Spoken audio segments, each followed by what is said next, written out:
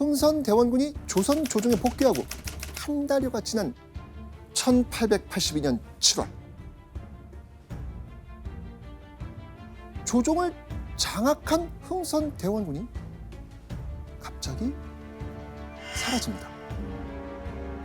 이번에 연성하고가 사라지고 나서 이번에는 흥선대원군 사라지요? 네.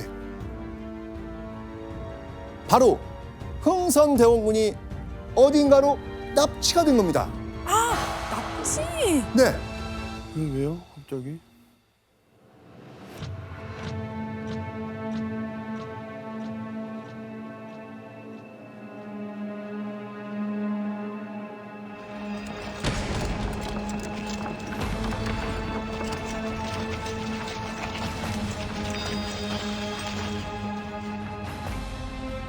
자, 흥선대원군이 끌려간 곳은요, 바로 청나라 천진이었습니다. 자, 그런데 아니 조선 조정을 다시 장악한 흥선대원군이 대체 왜 갑자기 청나라에 납치당했을까요? 아 잠깐만. 며느리의 반란. 아니 아들의 그럼 진짜 아들의 계획? 아버지를 끌어내리기 위한 계획? 그건 바로 흥선대원군의 아들 고종 때문이었습니다.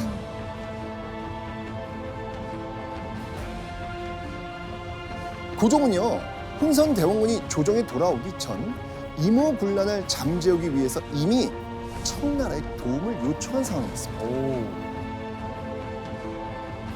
자, 그러니까 고종은요, 청나라 군대의 힘으로 이 난을 일으켰던 군인들과 백성들을 진압하려고 했던 것이죠. 하지만 청나라 군대가 도착했을 땐 흥선대원군이 이미 조선 조정을 장악해버린 상황이었습니다.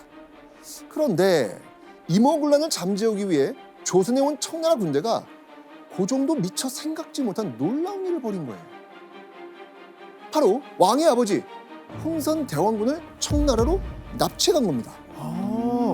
아 이건 고전도 생각지 못했던 내용인 거예요? 네. 도와달라고 했는데 그냥. 교수님, 그럼 청나라는 왜 흥선대원군을 끌고 간 거예요? 이때 청나라는 조선을 자신의 속국으로 만들려고 계속 노리고 있었습니다. 그러니까 이모군란을 진압해 주겠다라는 핑계로 이제 조선의 내정에 간섭을 하려고 한 거죠. 그러니까 흥선대원군을 인질로 청나라로 끌고 가서 고종에게 협박을 하는 도구로 사용하려고 했던 겁니다. 아 그래요? 근데 고종에게 협박을 하기에는 예.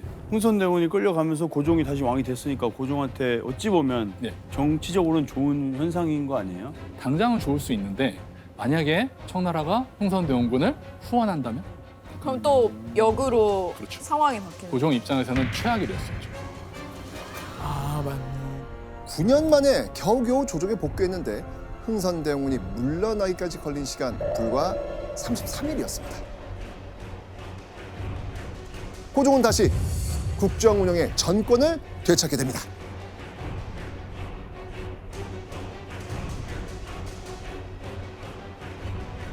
자, 여기서 잠깐 실제 시험에 나왔던 큰 배슬의 별의별 문제 한국사 능력 검정 시험에 나왔던 문제 준비됐죠? 아 시험 준비하고 있기 때문에 네.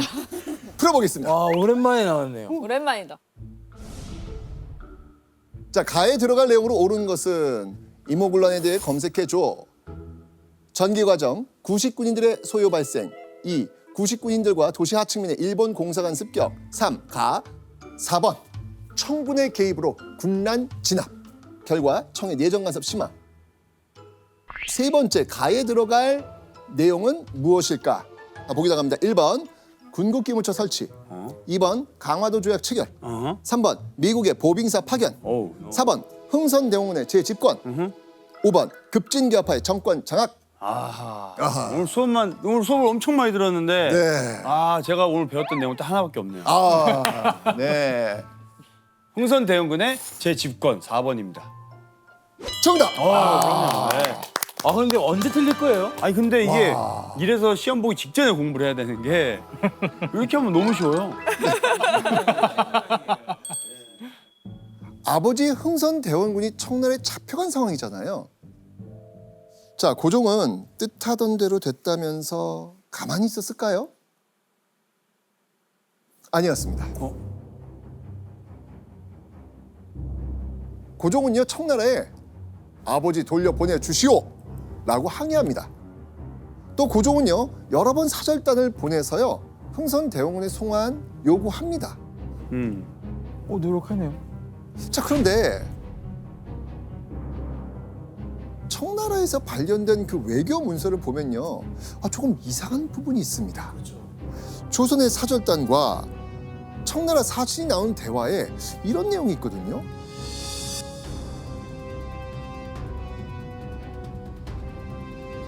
조선의 국왕이 대원군의 귀국을 요청했는데 진정에서 우러나온 것인가? 라는 청나라 사신의 물음에 조선에서 온 사절단이 사사로운 정 때문이다. 바로 이런 대답을 한 겁니다. 정 때문에?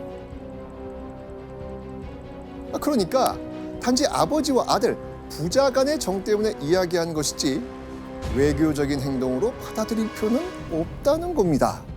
아, 그냥 우리 아버지니까 얘기하는 거지 너무 진지하게 받아들이지 마. 이거인가요? 그러니까 제발 아버지 흥선대원군이 조선으로 돌아오지 않게 해주세요.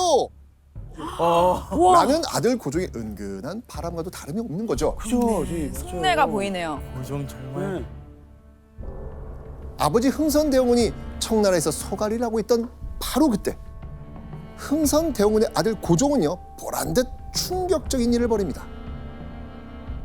흥선대원군이 폐지했던 별기군, 개화정책의 핵심 기구 통리기무함은 모두 부활시킵니다.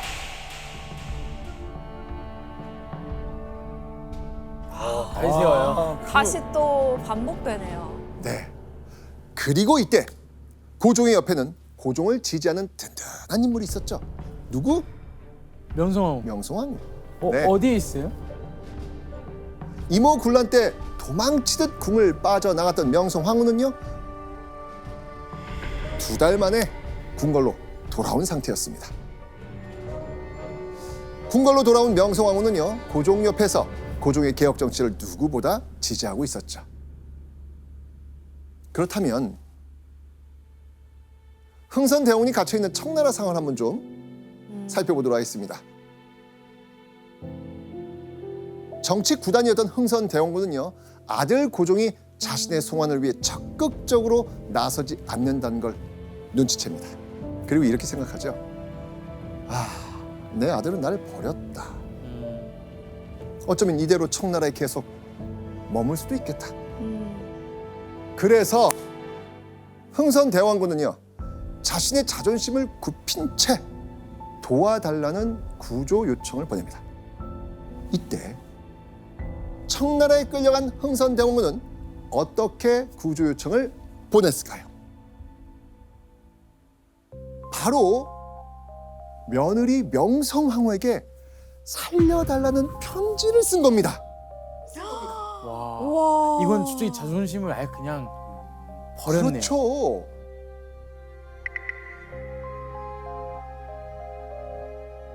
전 마누라께 날이 오래되니 옥토가 빛나시고 태평하시고 평안하기를 두 손바닥을 마주대고 빌 뿐입니다.